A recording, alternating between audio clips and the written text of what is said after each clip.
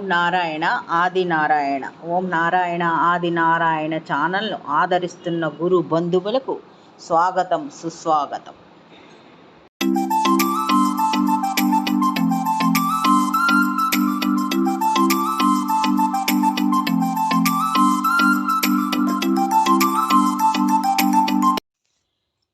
ఓం నారాయణ ఆది నారాయణ. ఓం శ్రీ భగవాన్ వెంకయ్య స్వామి నమ. ఆశ్రిత జనరక్షకుడు, దేనజన బాంధవుడు శ్రీ భగవాన్ వెంకయ్య స్వామి వారి పాద పద్మములకి నా ప్రణామం. సమస్త సగుణ రూప నిర్గుణ రూప గురుదేవుల పాద పద్మములకి నా నమస్సుమాంజలి.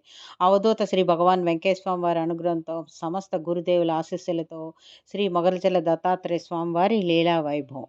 ఓం శ్రీ గణేశాయ నమః. ఓం శ్రీ సరస్వతి. ఓం శ్రీ గురుభ్యో నమః. ఓం నారాయణ ఆది నారాయణ.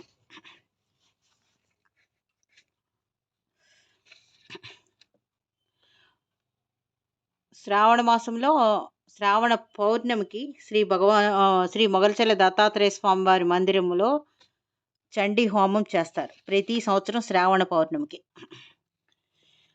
ఒకసారి శ్రావణ మాసములో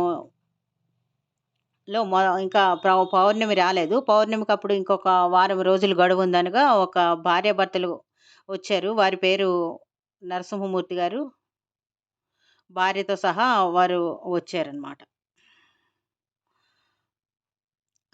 అతని భార్య పేరు అలివేలు. అతను గవర్నమెంట్ సర్వీస్ చేసి రిటైర్ అయ్యారు. వారికి 2 కుమార్తెలు. ఇద్దరికి వివాహం చేశారు. అల్లుళ్ళు 2 సాఫ్ట్వేర్ ఇంజనీర్లే. ఒక అల్లుడు బెంగళూరులోను, మరొక అల్లుడు హైదరాబాద్లోనే ఉంటారు. వీరు రిటైర్ అయ్యే ముందు 1 సంవత్సరం ముందే కూతుర్లు బాధ్యత తీర్చేసుకున్నారు. ఒక గవర్నమెంట్ ఆర్గనైజేషన్లో సూపరింటెండెంట్గా చేసి ఇతను రిటైర్ అయ్యారు. ఇతనికి పెన్షన్ కూడా వస్తుంది. అంటే ఇతనికి రిటైర్ అయ్యేంత వరకు కష్టం అంటే ఏమో తెలియకుండా ఉండేది. అప్పుడు రిటైర్ అయ్యారు. తర్వాత పెన్షన్ కూడా వస్తుంది. ఏ లోటు లేకుండా జరిగిపోతుంది. కానీ ఊరికే కూర్చోలేకుండా అతను పెట్టుబడి రియల్ ఎస్టేట్లో పెట్టుబడి పెట్టారు.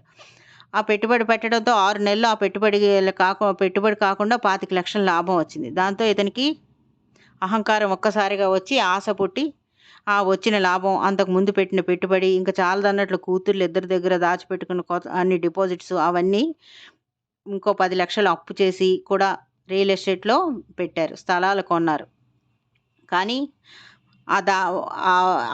అప్పుడు మొదటిసారి పెట్టినప్పుడు బాగా 25 లక్షల లాభం వచ్చింది. రెండోసారి మొత్తం వారి పెట్టుబడి అంతా, అంటే లాభము, కూతుర్ల దగ్గర ఉన్న డిపాజిట్లు, అతని పెట్టుబడి అంతా పెట్టారు. అది చాలకుండా ఒక 10 లక్షలు అప్పు చేసి రియల్ ఎస్టేట్లో పెట్టుబడి పెట్టారు. దాంతో అదేం కర్మ కానీ 2 నెలల్లో మొత్తం తిరగబడింది. ఒక్కసారిగా మార్కెట్ పడిపోయి ఎక్కడ పెట్టిన పెట్టుబడి అక్కడే ఉండిపోయింది. ఈ స్థలాలు ఏవి అమ్మకం అవ్వలేదు. ఇంకా ఏ దిక్కు దోచట్లేదు. ప్రతి నెల 50,000 రూపాయలు వడ్డీ కట్టవలసి వస్తుంది.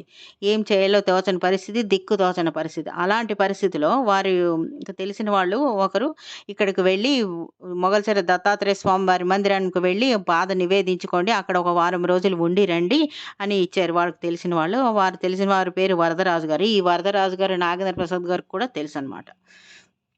మీరు ఒక వారం ఉండి అక్కడ నిద్ర చేసి రండి, మార్పు వస్తుందని వారికి చెప్పారు. దాంతో ఆ శ్రేయోభిలాషలో మాట పైన వీరు మొగల్చెల్ల దత్తాత్రేయ స్వామి వారి మందిరానికి వచ్చారు. అది శ్రావణ మాసము మొదటి వారం అన్నమాట. ఇంకా వారం రోజులు ఉంది శ్రావణ పౌర్ణమికి ఇక్కడ చండీ హోమం చేస్తారు.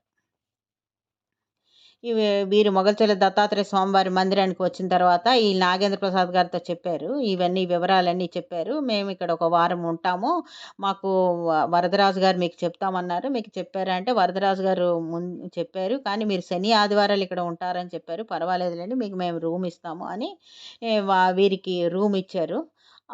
వీరు ఆ రూముకి వెళ్ళిన తర్వాత స్నానాదిగలది ముగించుకొని అక్కడ ఉన్న వారం రోజులు కూడా ఉదయం సాయంత్రం స్వామివారికి సమాధి దర్శనము, తర్వాత ప్రదక్షిణలు చేసుకుంటూ ఉన్నారు. స్వామివారిని సేవించుకుంటూ ఉన్నారు. 2 పూట్ల ప్రదక్షిణలు చేసుకుండేవారు, సమాధి దర్శనం చేసుకుంటూ ఉండేవారు.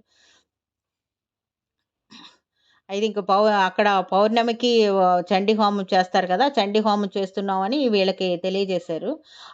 ఆ సంవత్సరం చండీ హోమంలో అంటే అప్పుడు ఇంకా చుట్టుపక్కల ఉన్న జంటలు కూడా పాల్గొంటూ ఉంటారనమాట.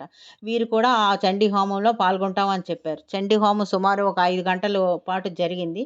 అక్కడ పాల్గొన్న జంటలందరూ నిష్టగా పాల్గొన్నారు. చక్కగా స శ్రద్ధతో పూజ చేశారనమాట. ఆ మరుసటి రోజు వాళ్ళ ఊరికి శ్రావణ పౌర్ణమి అయిపోయిన మరుసటి రోజు వాళ్ళ ఊరికి వెళ్ళిపోయారు. శ్రావణ పౌర్ణమి అయిపోయిన తర్వాత సరిగ్గా అంటే 15 రోజులు, ఇంకో 4 రోజులు వినాయక చవితి. అక్కడ 20 రోజులు గడిచిన తర్వాత నాగేంద్ర ప్రసాద్ గారు దగ్గరికి వచ్చారనమాట. ఆ రోజు వినాయక చవితి. అక్కడ వినాయక చవితి గుడిలో అక్కడ పూజ జరుగుతుంది. పూజ జరిగిన రోజే ఈ నరసింహమూర్తి, అలివేలు ఈ దంపతులిద్దరూ స్వామివారి దగ్గరకు వచ్చారనమాట. వచ్చి నాగేంద్ర ప్రసాద్ గారిని కలిశారు. స్వామివారు మమ్మల్ని కరుణించారు. 1, 2 స్థలాలకి బేరం వచ్చింది. వాళ్ళిచ్చిన అడ్వాన్స్ నేను అప్పులు తీర్చేశాను. ఇప్పుడు కొంచెం ప్రశాంతంగా ఉన్నాము. ఇక నుంచి మేము ప్రతి సంవత్సరం చండీ హోమంలో పాల్గొంటాము. ఇది మేము ఒక నియమంగా పెట్టుకున్నాము అని చెప్పారు వారికి. ఆ విధంగా స్వామివారు వీరికి చండీ హోమంలో పాల్గొనేటట్టు చేసి వారి కష్టాలను తీర్చారు.